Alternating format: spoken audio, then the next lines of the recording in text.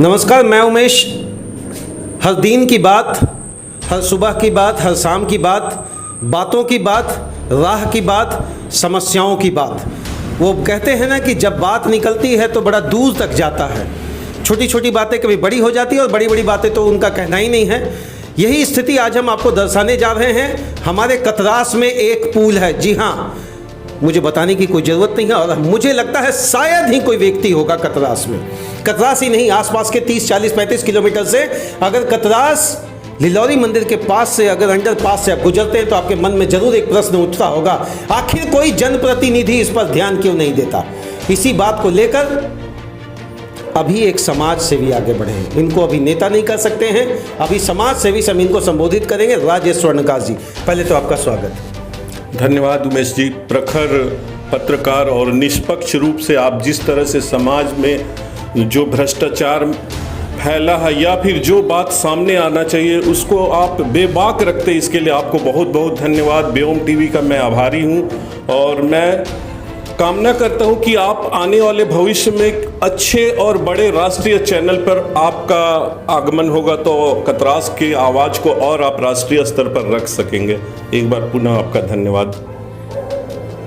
खतरनाक सवाल है, सुनिएगा जरूर। एसी में बैठ के आंदोलन नहीं होगा। एसी में अगर बैठेगा तो आंदोलन कैसे होगा?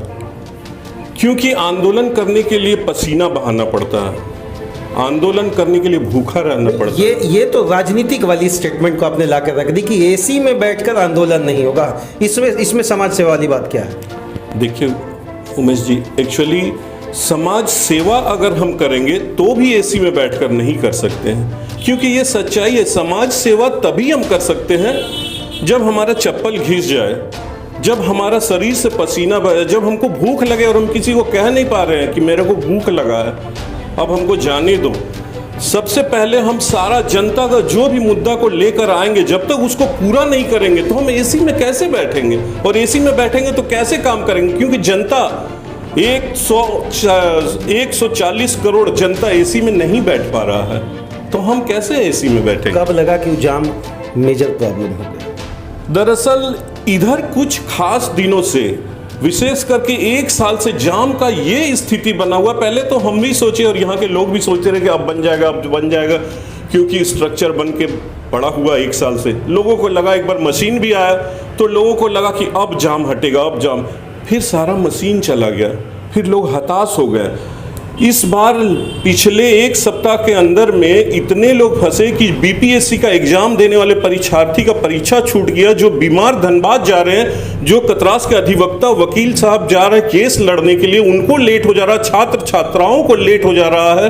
कोई मजदूर काम करने आ रहा है, उनको लेट हो जा रहा है तो उनका पैसा कट जा रहा है। और तो और सबसे बड़ी बात है कि धनबाद से बहुत सा रेफर केस रांची जाता है, बोकारो जाता है, जिसमें मरीज रहते हैं, उनके पास कोई ऑप्शन नहीं बचता है। इसलिए हमको लगा कि इस मुद्दा को लाना चाहिए। और सबसे बड़ी बात है, ये मुद्दा सिर्फ मेरा नहीं है। लोगों ने मुझे कहा कि राजेश जी आप इस मुद्दे को लेकर आ सकते हैं या नहीं, तो ये मेरे लिए एक चैलेंज की तरह हो गया कि चलिए, एक बहुत बड़ा बात ये कह रहे हैं कि अगर लोग इनको आगे लाए और कहे कि अगर यह मुद्दा आपको देखना चाहिए, क्योंकि समाज सेवा में जुड़े हैं तो कहीं ना कहीं इनको लोगों के बीच में उठना बैठना पड़ना पड़ता है।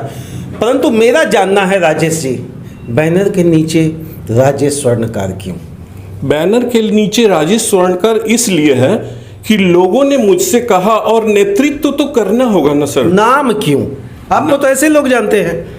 नाम इसलिए कि कल को अगर कोई बात हो जाए, अच्छा हो बुरा हो, क्योंकि हर आंदोलन का हम पॉजिटिव ही नहीं ले सकते। अगर नेगेटिव भी होगा तो वो बदनामी मेरे सर पे आए और किसी पे ना आए। बहुत बेहतर ढंग से इन्होंने कहा कि अगर आप आंदोलन की बात करते हैं, आंदोलन नहीं धरना समझ लें आप, और ये जनमानस की बात है और जनमानस की बात को उठा, चूंकि वह एक ऐसी स्थिति में आकर आज बन गया है, ऊपर से छोटा नीचे से डाउन होता चला जा रहा। नहीं लग रहा कि सरकार और प्रशासन दोनों मौन और गौन दोनों हो गई है? बिल्कुल मौन और गौन दोनों हो गए। तभी मैंने प्रशासन को पहले 1 सप्ताह का अल्टीमेटम दिया, एनएचआई के डायरेक्टर महोदय से भी किया। वहाँ पर मैंने एक पोस्टर भी लगाया था अभी 4-5 दिन पहले, पता नहीं वो पोस्टर कोई हटा दिया, उससे मुझे कोई ऐतराज़ भी नहीं है। लेकिन प्रशासन तो मौन है ही और प्रशासन के कानों तक जू रेंगे, इसलिए ये मेरा पहला कदम है। और अगर कहाँ तक आपने अभी तक पत्राचार किया? पत्राचार एक्चुअली मैंने उपायुक्त महोदय को किया है, इसके बाद NHI को किया है, अशोका बिल्डकॉन को किया है। फिलहाल चूंकि ये मतलब स्टार्टिंग है ये आंदोलन का, इसलिए अभी धनबाद जिला के स्तर पर ही आप किया। सांकेतिक एक धरना ये सांकेतिक धरना ये स्टार्ट कितने बजे शुरू करेंगे? ये 10 बजे से शुरू होने का है और दिन भर चलेगा। उसके बाद क्या ज्ञापन वगैरह भी कुछ सौंपना है क्या, या पहले दे चुके हैं आप? ज्ञापन तो पहले दे चुके हैं, लेकिन एक ज्ञापन और रेडी है मेरे पास। अगर उस समय सकारात्मक पहल करने के लिए जिला प्रशासन या NHI या भी कोई विभाग आए तो उस समय हम लोग सौंपेंगे, और अगर उस जगह पर नहीं आएंगे तो फिर जाकर सौंपेंगे, क्योंकि ज्ञापन तो सौंपना ही होगा। किन किन लोगों को आपने संपर्क साधा है कि समाज सेवा या राजनीति स्तर पर लोग आपकी मदद करें?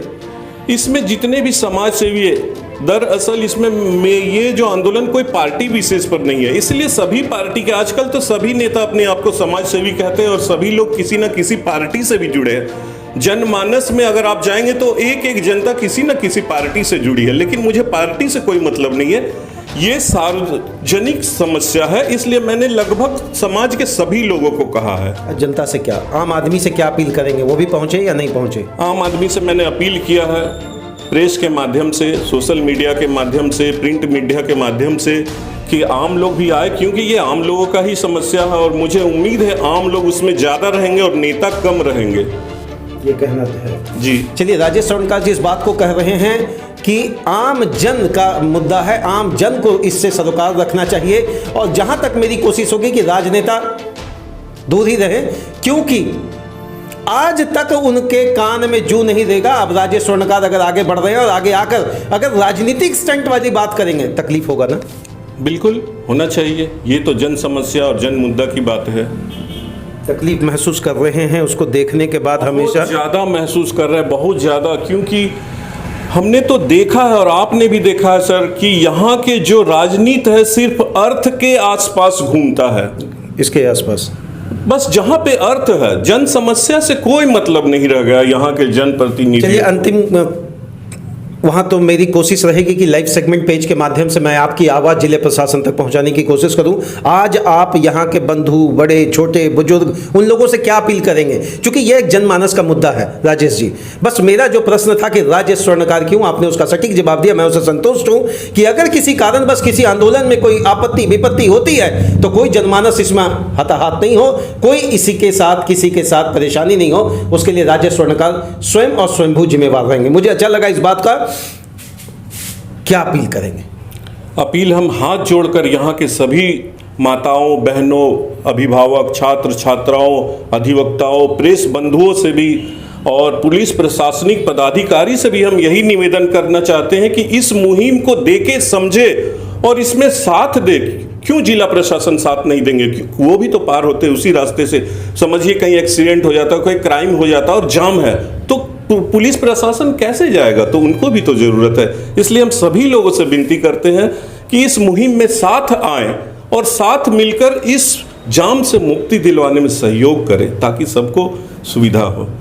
कोई तिथि नहीं, कोई नीति नहीं, एक नीति है समाज नीति, राजनीति से उठकर सबसे बड़ी नीति, और मुझे लगता है जन कल्याण से बड़ा कोई सेवा नहीं। यह जन कल्याण की बात है। आपसे भी, अपने व्यूअर से भी, अपने फॉलोअर से भी, अपने सब्सक्राइबर से भी, या आसपास के जितने भी लोग हैं सभी से करबद्ध तरीके से हाथ जोड़कर मैं भी निवेदन करूंगा कि कोई राजनीति वाली बात ना मैंने इनसे पूछा है, ना मैं पूछूंगा, ना मैं जानना चाहूंगा।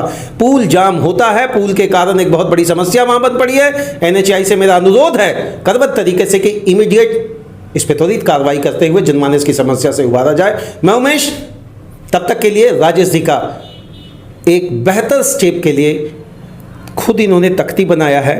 आप देखें किस तरीके से ये अथक प्रयास कर रहे हैं। धन्यवाद आप सभी का, और राजेश जी का विशेष धन्यवाद। धन्यवाद उमेश जी।